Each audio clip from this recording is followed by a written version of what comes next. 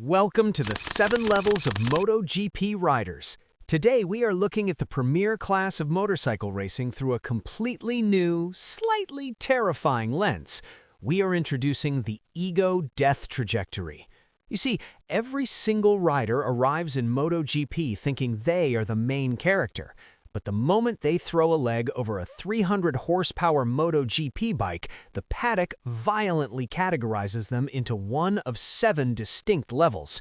For each level, I am going to give you one perfect, real-world example of a rider who embodies that exact psychological tier.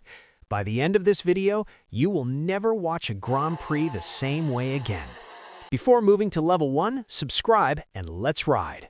Level 1, the Survivors. Level 1 is the basement of the elite. This is where the harsh reality of the business of motorsport rears its ugly head. In the modern era, the talent pool is so deep that pure pay riders who just buy a seat are mostly extinct. Today, Level 1 belongs to the hostages. These are riders who are technically brilliant because you have to be to qualify for this grid, but they are trapped on vastly inferior, dangerous machinery. When you are a Level 1 rider, you are not racing for a podium. You are racing to not get hurt. Your entire weekend strategy is to push exactly to the limit of a terrible motorcycle, qualify 18th, and politely move out of the way when the fast guys lap you on Sunday. Joan Mir is the perfect, tragic example of Level 1. Remember, this man is a 2-time world champion, Moto3 in 2017 and MotoGP in 2020. He is undeniably one of the most talented riders on Earth, but when he transferred to the Repsol Honda team, he became a hostage to an unrideable motorcycle. The bike actively tried to high-side him into the stratosphere every time he touched the throttle. He went from winning the world championship to spending his weekends in the gravel trap, fighting just to finish in the points, completely stripped of his confidence. It is the ultimate ego death, knowing you have champion DNA, but your machine physically will not let you show it.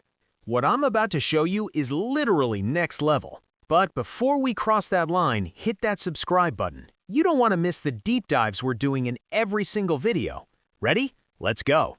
Level 2, the crash test dummies. Level 2 is the meat grinder. This is where the hottest young talent from Moto2 is thrown into the deep end wearing concrete shoes. Imagine being 20 years old. You just won the Moto2 World Championship. You are the golden boy. You step up to the premier class full of unearned confidence. And then you grab the carbon ceramic brakes on a MotoGP bike for the first time, and the bike aggressively ejects you. Level 2 is defined by violence and confusion. Rookies have to unlearn everything they know about physics. Most respond to this sensory overload by crashing. They set the fastest sector time in Free Practice 1, making everyone gasp, and then absolutely obliterate a $3 million motorcycle in Free Practice 2. Remy Gardner embodies the brutal reality of Level 2. In 2021, he fought tooth and nail to win a glorious Moto2 World Championship. He was on top of the world. In 2022, he moved up to MotoGP with the Tech 3 KTM squad. The reality check was devastating. The bike was notoriously difficult to ride, the Michelin tires were highly sensitive, and the electronic aids were overwhelming. Gardner crashed, struggled to find the limit, and openly talked about how mentally taxing and miserable the premier class was compared to his Moto2 days. After just one single punishing season, he was chewed up and spit out into the World Superbike Championship. MotoGP does not forgive rookies. Things are about to get serious. We're stepping into the next level right now, but are you locked in? Subscribe and join the inner circle. You're gonna want to see this. Level 3, the Gatekeepers. Level 3 is where careers go to plateau. This is the realm of the eternal veterans and the data gatherers. These are riders who have been in the paddock for 5, 8, or even 10 years without fighting for a championship. They are the ultimate benchmark. Factory teams use Level 3 Gatekeepers as a measuring stick for the Level 2 rookies. If a highly paid rookie cannot consistently beat the veteran gatekeeper, the rookie gets fired. Psychologically, Level 3 riders have achieved total acceptance. They know they will likely never win a title. But they also know that if they consistently finish 10th, don't complain to the media, and give excellent telemetry data to the engineers, they get to keep their multi-million-dollar contracts. Takaaki Nakagami. He is the undisputed king of the Gatekeepers. He rode for the LCR Honda team for 7 consecutive seasons. In those 7 years, he never won a race. He never even scored a podium. So why did Honda keep him employed for nearly a decade in the most ruthless sport on Earth? Because he was the perfect employee. He was incredibly consistent, rarely destroyed the bikes, and provided a steady, reliable baseline of data that the engineers desperately needed to develop the machine. He accepted his role as a mid-pack data gatherer, survived the brutal Honda years, and retired with his head held high. We're about to shift into a gear most riders never reach. But before we hit that next level, hit that subscribe button. Ready? Let's drop the clutch. Level 4, the Chaos Agents. Level 4 is arguably the most exciting tier in modern MotoGP. These are the guys who have absolutely no business running at the front of the pack, but they do it anyway just to ruin the factory team's day. A factory rider has hundreds of engineers analyzing their every move and the crushing pressure of a global brand on their shoulders. A Level 4 Chaos Agent is riding a hand-me-down, year-old satellite bike, and their team boss just told them to go out there and have fun. Because they have nothing to lose, they ride with a terrifying, unpredictable looseness. They dive-bomb the factory riders in the corners. Fabio Di Giannantonio, late 2023, Digia delivered the ultimate Chaos Agent performance at the end of the 2023 season. He was riding a year-old satellite Gresini Ducati. Worse, he had just been told he was fired for the 2024 season to make room for Marc Marquez. He literally did not have a job. With zero pressure and pure vengeance fueling him, he went to the Qatar Grand Prix and rode like a man possessed. He chased down Pecco Bagnaia, the factory Ducati rider fighting for the World Championship, passed him, and won the race. He disrupted the entire corporate championship battle simply because he had nothing left to lose. So if you're ready to take your riding to the next level, make sure you're subscribed to the channel. Consider this your entry pass to the inner circle. Let's dive in. Level 5, the Wingmen. Level 5 is the most psychologically devastating tier in all of motorsport. To reach Level 5, you have to be one of the top 5 fastest motorcycle racers on the planet. You have secured the ultimate dream, a factory contract. But there is one insurmountable problem. Your teammate is a generational anomaly. Your unspoken job description is simply, do not crash into the #1 rider and take points away from rival teams. The psychological torture is immense. You can put together the perfect lap, hit every apex, and break the track record. And then you look at the telemetry screen and your teammate just went 0.3 of a second faster on the exact same bike while looking like he was out for a Sunday cruise.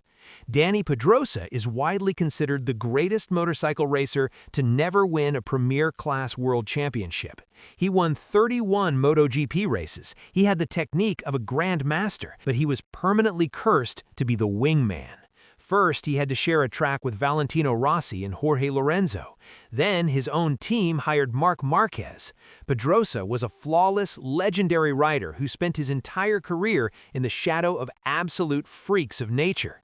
He was the perfect teammate, but the psychological weight of always being the second best in your own garage is a heavy burden to bear. This next part is literally fuel for your soul. But before we go next level, hit subscribe and lock in for the ride. Level 6 is the arena. This is where the World Championship is actually decided. At Level 6, raw speed is no longer the defining factor. Every single rider at this tier can ride a 300 horsepower bike to its absolute physical limit. The difference here is entirely mental. It is about emotional bandwidths.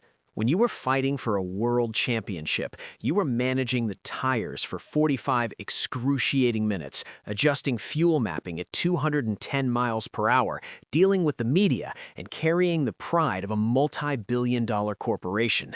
The Gladiators play intense psychological warfare, faking bike issues to throw off rivals, and enduring crushing pressure every single weekend. Pecca Bagnaia is the ultimate modern gladiator. He rides for the factory Ducati Lenovo team, the most high-pressure seat in the entire sport. In 2022, he suffered a massive mid-season points deficit. The media wrote him off. The pressure from Italian fans was suffocating. Instead of crumbling, Bagnaia entered an unbreakable state of focus. He systematically hunted down the championship leader, perfectly managed his electronics and tires under immense stress, and delivered the title.